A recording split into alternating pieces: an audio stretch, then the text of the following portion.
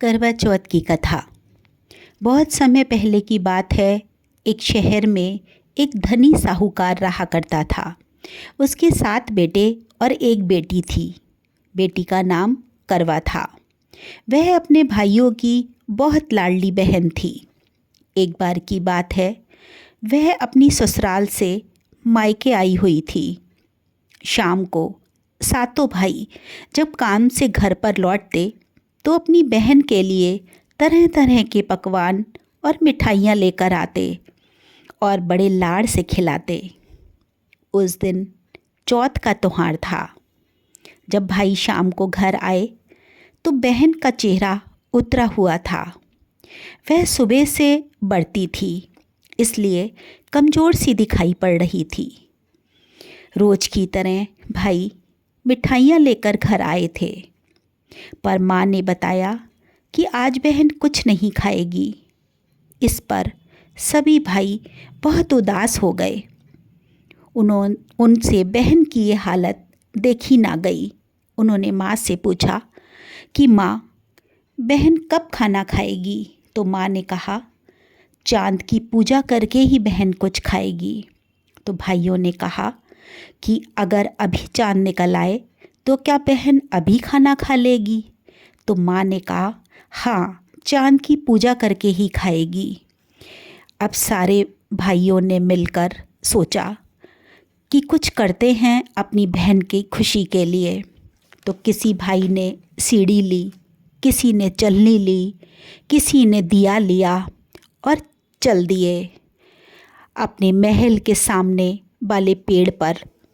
वहाँ पीपल का पेड़ था और वहाँ पर वो गए, सीढ़ी लगाई और पत्तों की ओट में दिया जलाया और उसके ऊपर चलनी को रख दिया और चलनी पे पत्तों की आड़ कर दी और दौड़े दौड़े घर आए और कहने लगे, माँ माँ देखो, चांद निकल आया। बहन खुशी खुशी छत पर गई। उसने चांद की पूजा की, अर्घ दिया और खाना खाने बैठी। लेकिन जैसे ही उसने पहला कौर खाया, छींक हो गई। उसने दूसरा कौर खाया, तभी बाल निकल आया। जैसे ही उसने तीसरा कौर खाया, तभी खबर आ गई उसके पति के देहांत की। घर में रोना पीटना मच गया। बहन दौड़ी दौड़ी अपने पति के पास पहुंची और अपने पति के शव को लेकर एक पेड़ के नीचे बैठ गई।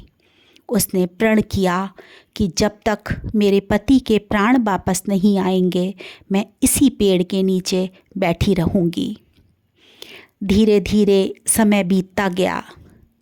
वो अपने पति की रोज़ सेवा करती और उसी तरह पेड़ के नीचे बैठी रहती। देखते देखते 1 बरस गुजर गया। फिर अगली बार चौथ का त्योहार आया। इस बार इंद्रदेव की पत्नी इंद्राणी ये देखकर बहुत प्रसन्न हुई और वो पृथ्वी पर आई।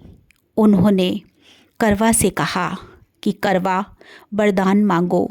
तो करवा ने कहा, मुझे अपने पति के प्राण वापस चाहिए। इंद्राणी बहुत खुश हुई।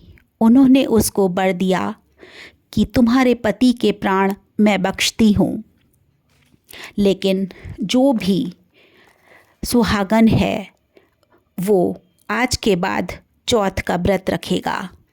और साहूकार ने भी पूरे नगर में ये ढिंढोरा पिटवा दिया कि जो भी सुहागन हैं वो निर्जल व्रत रखें और चांद की पूजा के बाद ही जल को ग्रहण करें और भोजन को खाएं।